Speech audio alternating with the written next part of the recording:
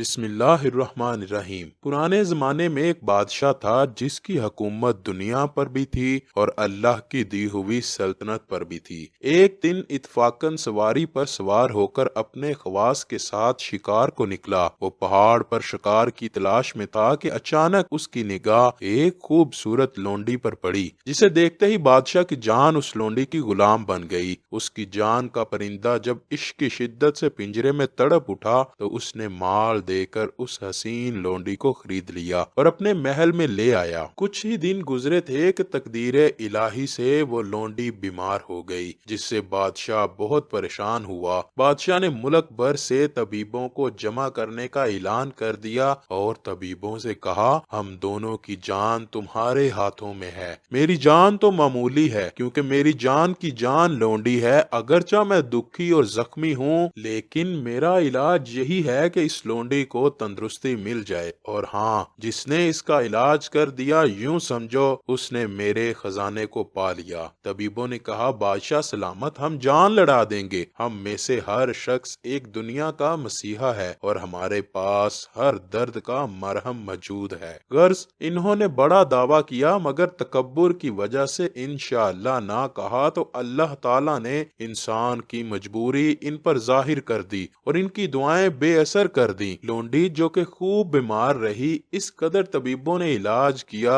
بے فائدہ رہا اور لونڈی مرض کی وجہ سے سوکھ کر بال کی صورت ہو گئی۔ ہار کر بادشاہ سلامت نے جب حکیموں کی بے بسی دیکھی تو ننگے پاؤں مسجد کی طرف بھاگا اور سر سجدے میں رکھ کر خوب رویا اور آہوزاری کی، حتیٰ کہ آنسوؤں سے سجدے کی جگہ تر ہو گئی۔ جب وہ اس گہرائی سے نکل کر اپنے ہوش میں آیا تو اللہ کی حمد و ثنا میں خوب مشغول ہوا اور کہنے لگا، اے میرے پروردگار، دنیا کی سلطنت تیرا معمولی سا انعام ہے۔ میں تجھے کیا غرض کروں کہ تو خود پشیدہ باتوں کو جاننے والا ہے۔ میرا اور ان طبیبوں کا حال تیرے سامنے ہی ہے۔ راستے سے ہم پھر بھٹک گئے لیکن تیرا فرمان ہے، اے انسان، اگرچہ میں تیرا سارا بید جانتا ہوں لیکن پھر بھی میری بارگاہ میں اپنا حال خود بیان کر۔ جب بادشاہ نے اللہ کے حضور تہ دل سے فریاد کی تو اللہ کی رحمت کا دریا جوش میں آ گیا۔ بادشاہ کو روتے روتے نیند آ گئی۔ اس نے خواب میں دیکھا، ایک بزرگ ظاہر ہوئے اور بولے، اے بادشاہ، تجھے بشارت ہو کہ تیری حاجتیں پوری ہو گئیں۔ اگر کل کو کوئی اجنبی شخص تمہیں نظر آئے تو وہ ہماری طرف سے ہوگا۔ وہ ماہر طبیب ہے اور اس کے علاج میں جادو اور اس کے مزاج میں اللہ کی قدرت دیکھنا۔ چنانچہ جب بادشاہ خواب سے بیدار ہوا تو غم سے بے پرواہ ہو کر لونڈی کا غلام بننے کی بجائے پھر سے بادشاہ بن گیا اور جروکے میں بیٹھ کر انتظار کرنے لگا۔ خدائی بید اس پر خواب کی تعبیر کی صورت میں ظاہر ہوا۔ چنانچہ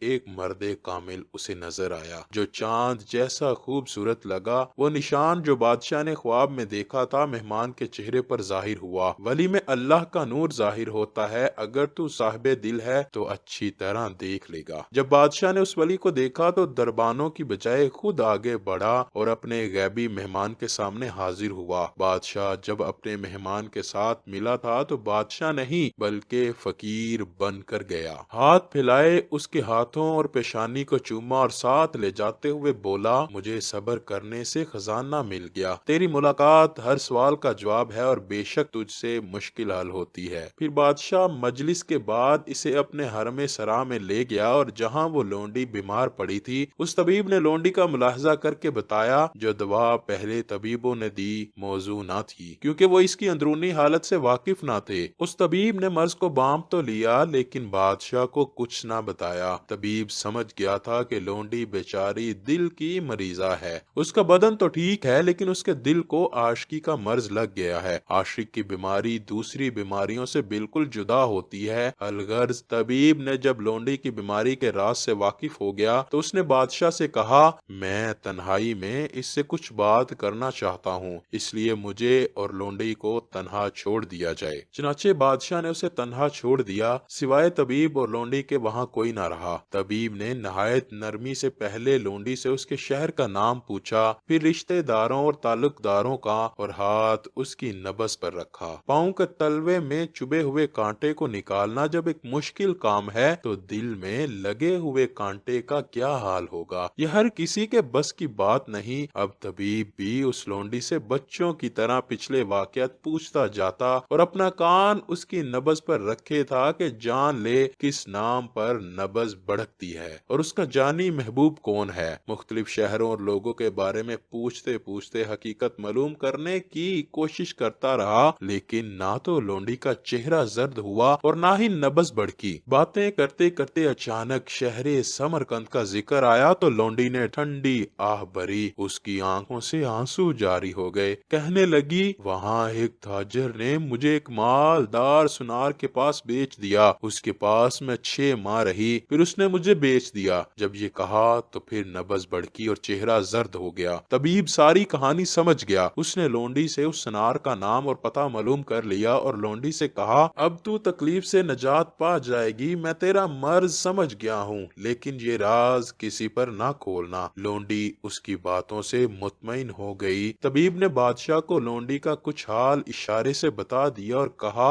ایک قاصد سمرقند بھیجا جائے جو سنار کو نقد انعام کی لالچ دے کر یہاں لے آئے، اس کی بدولت لونڈی خوش ہو جائے گی اور اس طرح یہ مشکل آسان ہو جائے گی۔ جب اس تنگ دست سنار کو دولت نظر آئے گی تو گھر چھوڑ دے گا۔ سونا عقل کو دیوانہ بنانے والی چیز ہے۔ بادشاہ نے طبیب کی بات سن کر 2 قاصد سنار کی تلاش میں روانہ کیے۔ وہ دونوں سمرقند پہنچ کر سنار سے ملے اور اس کے کام کی بے حد تعریف کی۔ کپڑوں کا جوڑا اور کچھ سونا چاندی اسے دے کر بادشاہ کے پاس چلنے پر آمادہ کر لیا۔ سنار لالچ میں آ گیا اور اپنا شہر اور اولاد چھوڑ کر ان کے ساتھ چل پڑا۔ وہ بڑی شان و شوکت کے ساتھ سوار جا رہا تھا اور عزت کی وجہ سے بہت خوش تھا، مگر اسے معلوم نہ تھا کہ اس کے ساتھ کیا ہونے والا ہے۔ اسے بادشاہ کے سامنے لایا گیا، بہت عزت افزائی کی گئی۔ بادشاہ نے اسے بہت سارا سونا دے کر شاہی زیورات اور برتن بنانے کے کام پر لگا دیا۔ پھر طبیب نے بادشاہ سے کہا کہ وہ لونڈی اسی سنار کو دے دے تاکہ وہ اس کے وصل سے خوش ہو جائے۔ بادشاہ نے لونڈی کا نکاح اس سے کر دیا تاکہ وہ اکٹھے رہیں۔ طبیب نے ایک ایسا شربت سنار کے لیے تیار کیا کہ 6 ماہ کے عرصے میں وہ گل گل کر کمزور، بدصورت اور زرد ہو گیا۔ چونکہ لڑکی صرف اس کی خوبصورتی پر عاشق تھی اور محض رنگ و روپ کا عاشق رسوائی کے سوا کچھ نہیں ہوتا۔ اس کا حسن زائل ہوا تو عشق بھی ٹھنڈا پڑ گیا۔ سنار کا وقتی حسن ہی اس کا دشمن بن گیا۔ جیسے مور کے دشمن اس کے پر ہوئے، وہ اسے بادشاہوں کی وقتی شان و شوکت تھا۔ سنار کا جسم پگھل کر ریشے کی طرح ہو گیا۔ وہ کہنے لگا کہ جس نے مجھے مجھ سے کم ترشے کی خاطر مار ڈالا، اسے معلوم نہیں کہ میرا خون رائے گا نہیں جائے گا۔